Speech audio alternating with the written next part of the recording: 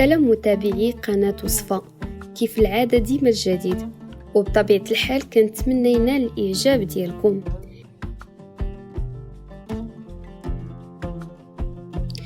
بالنسبة لحلقة اليوم عبارة عن كيكة المكسرات والفواكه.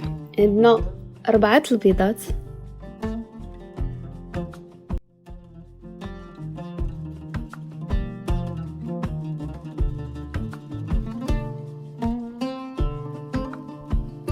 وكأس تاع سنيدة،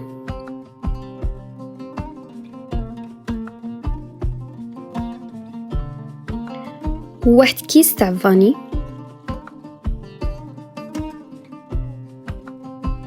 وشوية تاع الملحة،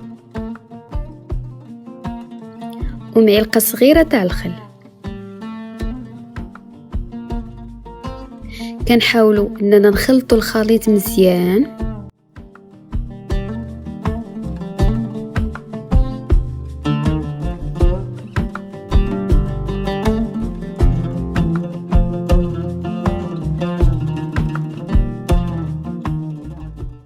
نخلطوه مزيان حتى كنحصلوا على اللون الابيض. من بعد كنضيفوا كأس تاع الزيت، وفي نفس الوقت كنحركوا، وحنا كنضيفوا في نفس الوقت كنحركوا. من بعد عندنا كاس تاع ياغورت تاع فاني، تنحركوا الخليط تاعنا كيف العاده، وكنضيفوا الدقيق. بطبيعه الحال الدقيق حسب الخليط، حتى كنلاحظوا ان الخليط ديالنا صبح في قوام جيد وكنكتفيو.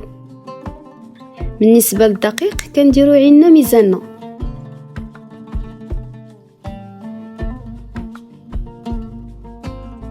وكنخلطوا الخليط ديالنا مزيان.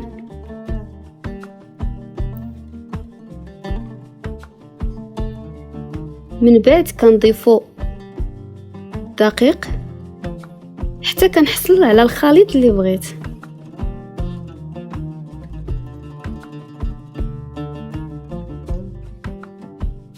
كنضيفوا 3 أكياس خميرة حمرين،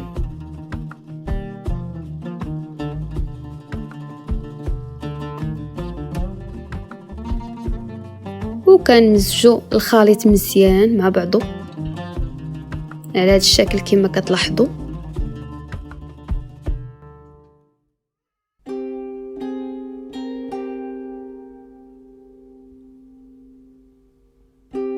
كنخلطوه مزيان،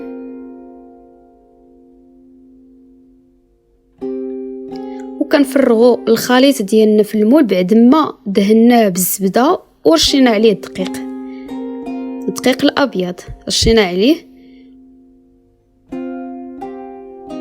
فرغنا الخليط ديالنا في المول على هذا الشكل.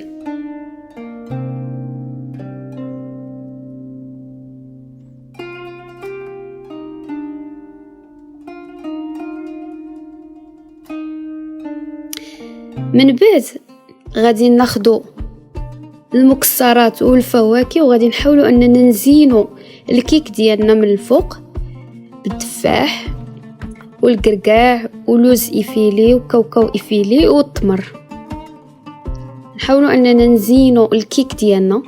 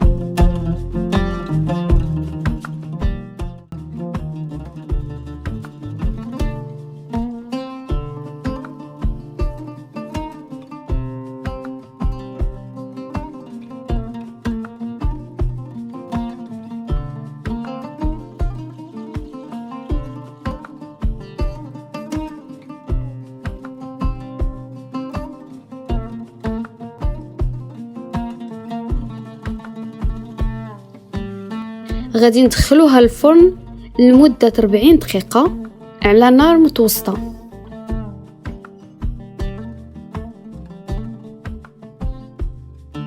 بالنسبة للكيك ديال الفواكه والمكسرات كيجي رائع جدا، كيجي على هذا الشكل وهماوي صراحة.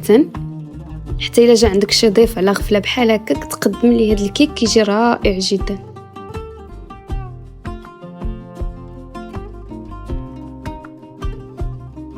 كيجي على هذا الشكل كما كتلاحظوا.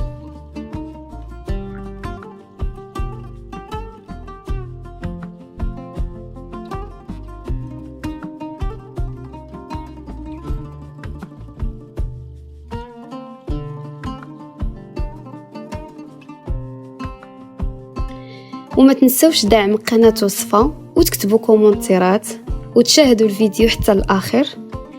وقناة وصفة دائما غادي تجيب لكم الجديد، وصفات جديدة اللي غادي تنال الإعجاب ديالكم. وشكرا بزاف على المشاهدة. الكيك ديالنا كيجي على هذا الشكل، كيجي رائع.